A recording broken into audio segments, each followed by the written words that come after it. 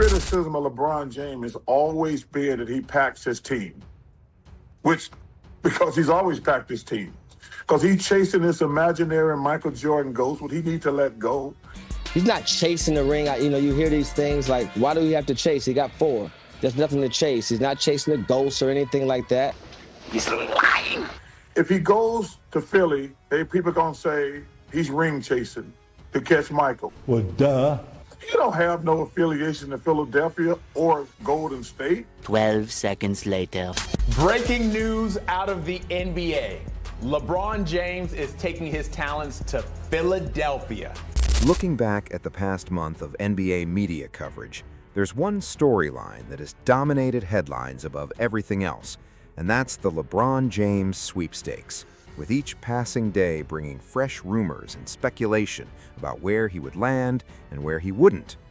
And when you break down the top 4 suitors, in no particular order, you had Golden State reuniting him with Steph and Draymond, Cleveland representing a full-circle homecoming, Miami firmly in the mix as well, and the dark horse in all of this being the Philadelphia 76ers. And looking at those 4 options, in my personal opinion, the most logical landing spot was always Cleveland. And that makes sense because Cleveland checks 2 major boxes: a competitive roster already built around him, plus the storyline of finally returning home. And the one team that genuinely didn't add up to me was Philadelphia, for a number of reasons, starting with the fact that LeBron has no real personal ties to the city, the players, or anyone in that organization. And this is a Sixers roster that had already been reshaped through the Paul George trade for Jaylen Brown, giving them a legitimate big 3 in Brown, Maxey, and Edgecombe.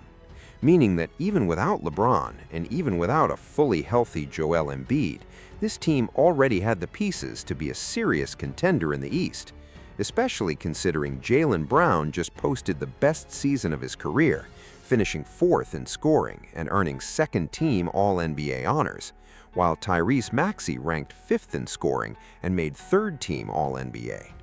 And even Embiid, despite playing under 40 games, still ranked 10th in scoring, while averaging over 26 points per game. And then there's Edgecombe, the exciting X-Factor rookie who's flashed real signs of future stardom. So when you put it all together, this Philadelphia roster, even before LeBron's arrival, already had legitimate championship aspirations. And that's the key detail here, because if the Sixers were already true title contenders, then LeBron joining an already loaded roster isn't a shameless ring chase. It's simply following the same pattern we've seen throughout his entire career, where he consistently positions himself alongside serious contenders time and time again. I don't believe I've played for a super team. I mean, we were a super team, and we were a team that was expected to go to the finals, expected to have the potential to win a championship. I don't believe in that. Okay. I believe we're a super team here. Now, one thing we have to look at when it comes to LeBron's career arc and how he operates is that it's never just about having all-star help or really good help, it's about having superstar help and stacked rosters. And even looking back at his first stint in Cleveland, Big Z and Mo Williams were both all-stars, and while they're often downplayed, those were legitimate players. Then South Beach gave him 2 superstars in Dwayne Wade and Chris Bosh.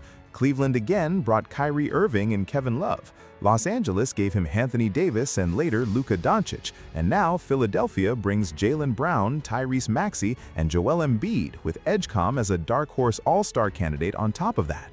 And if you're being generous when tracing LeBron's career, he's played alongside 11 different all-stars across 4 different stops. 11 all-stars at 4 stops. And think about the players I'm not even including who were still viable, respected players and former all-stars. Guys like Dwight Howard, Ray Allen, Rajon Rondo, even Russell Westbrook. And if anyone tries bringing up Jordan or Kobe versus LeBron by pointing to Scottie Pippen or Kobe's Shaq, you get laughed out of the room at this point. Because yes, Scottie and Shaq were all-time great players and Hall of Famers, but those guys played with essentially one elite teammate, one all-star caliber running mate, while LeBron's career, purely in terms of volume, has surpassed that level of help by a factor of 10. And right now, when you look at superstar and Hall of Fame players who've received the most help throughout their careers, it's LeBron James at number 1 and Kevin Durant at number 2. And prior to this Philadelphia move, that gap was basically neck and neck. But now, factoring in Jaylen Brown, Embiid, Maxey, and Edgecombe, the gap between LeBron and Durant in terms of help has widened even further. So I guess, LeBron fans, your king is the best at one thing in particular, and that's stacking the deck across multiple stops and accumulating the most help possible. And here's the ironic part.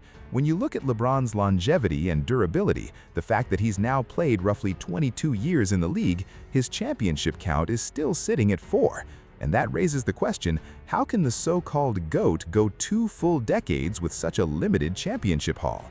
Because for comparison, Tim Duncan won 6 titles in 20 years, Magic Johnson won 5 in 13 years, Jordan won 6 in 15 years, and Kobe won 5 in 20 years. So if your championship total after 2+ decades is only 4, at some point that longevity actually becomes a knock against your legacy rather than a strength. And here's something else worth touching on. Think about what we've heard non-stop from LeBron's camp and his fan base, especially over the last 5 years. The constant message that championships and rings don't define his career, and that he's not chasing anyone. And that narrative always resurfaces whenever he isn't actively winning titles. But as the old saying goes, actions speak louder than words. And if you look at LeBron's actions rather than his statements, it becomes clear that the player he's truly fixated on is Michael Jordan. And the way he pursues that comparison is by consistently stacking his roster with as much superstar talent as possible. So, looking again at this Philadelphia move, what's the actual upside here, given that this roster was already loaded with star talent even before he arrived? Meaning LeBron isn't walking in as the primary option. At best, he's the 3rd option offensively, and realistically probably the 4th. And there's a major risk attached to this too, because this Philadelphia roster is now operating under a championship or bust standard. And in my opinion, this decision from LeBron represents a significant miscalculation, because unlike Cleveland, where the roster still has clear gaps, or Miami, where the roster construction is a bit unconventional, or even Golden State, an aging super team that isn't taken seriously as a true contender anymore, despite still drawing massive viewership whenever LeBron and Steph Curry share the floor, Philadelphia was already a fully stacked, legitimate contender. And this move, in my view, much like his agent Rich Paul's involvement, was ultimately an attempt to keep pace with Michael Jordan. And joining Philadelphia is about as far from a Jordan-like move as you can get. Because when you look at Jordan's actual career, 13 seasons with the Bulls followed by a comeback, the team he chose to join wasn't the Spurs, the Lakers, or the Mavericks. It was the Washington Wizards, one of the weakest teams in the league at the time. And if Jordan had instead chosen to join a super team like the Lakers and coasted to a 7th championship, his legacy would likely be viewed very differently today. Probably as someone who took the easy, superstar-laden path rather than showing the integrity and respect for the game that defined his actual career. And for LeBron, this Philadelphia move plays out the exact same way, further reinforcing that he's essentially the opposite of what Jordan represented. And someone on the panel then asked why championship culture is discussed so much more intensely in the NBA compared to other sports, to which another panelist jokingly responded that they weren't sure why it's treated as the ultimate measuring stick in this particular sport, then followed by a sarcastic jab referencing LeBron's championship total, not 1, not 2, not 3, not 4, not 5, not 6.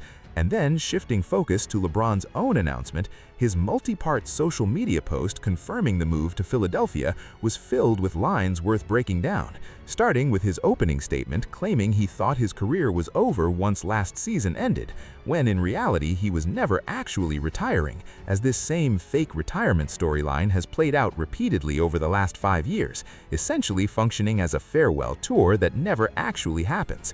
And then there's the line where he claims he was being completely honest during his last press conference, but genuinely honest people rarely feel the need to specify that they're being truthful.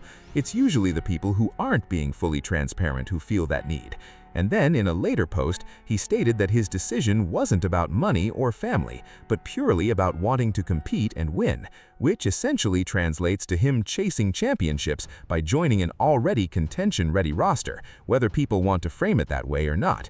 And then in his final post, arguably the most significant misstep of the entire announcement, he positioned himself as the deciding factor who will push Philadelphia over the top, essentially declaring that his arrival alone should turn this roster into a championship-caliber team within the next couple of seasons, which is an enormous gamble. And if betting were involved, the general sentiment is that this gamble likely won't pay off. And someone jokingly pushed back on the retirement talk, calling it an obvious lie, while another voice noted that when you've built the kind of leverage and career position LeBron has, of course you'd take full advantage of that opportunity if given the chance. And circling back, Rich Paul, much like LeBron himself, appears to be attempting to soften the reality that this is, in fact, a championship chase, and once again, specifically a pursuit tied to matching or surpassing Michael Jordan. Because, as mentioned earlier, actions consistently speak louder than words, and no matter how many times it's repeated that rings or Jordan comparisons don't matter, the actual decisions and behavior tell a completely different story. Because if LeBron were truly at peace with his career, his stats, his MVPs, and his championship total, this move to Philadelphia simply wouldn't be happening. And as stated before, this was never about money or family. It's about chasing titles, and the long-standing claim that championships are purely a team accomplishment and don't define individual greatness has always been questionable, especially considering LeBron's 2016 championship run is often cited as one of the most defining individually driven accomplishments in his entire career. Teams win championships, and it's never always teams always win championships. That one right there made me the greatest player of all time. I don't lose sleep over that. Like, fuck, how did me and Luka lose? No. Well, yeah. Well, there's 8 other guys on the floor. That one right there made you the greatest player of all time. LeBron James, as usual, can't keep his story straight and contradicts himself repeatedly. And I'll end on this note. Take a look at LeBron's history of super teams and stacked rosters. Back in 2010, Dwayne Wade finished 5th in scoring, while Chris Bosh finished 9th, meaning that right there gave him 2 superstar-caliber players, top 10 scorers at the very worst. Then in 2014, Kevin Love finished 4th in scoring, while Kyrie Irving finished 14th. Another clearly stacked roster, another big 3, and a team he openly admitted was a super team. And now, in 2026, Jaylen Brown finished 4th in scoring last season. Maxey finished 5th, and Joel Embiid finished 10th, which means this marks 3 completely separate stops. I repeat, 3 separate stops where he's assembled a big 3, and there's no player in league history who's had this level of consistent help across multiple stops the way LeBron James has.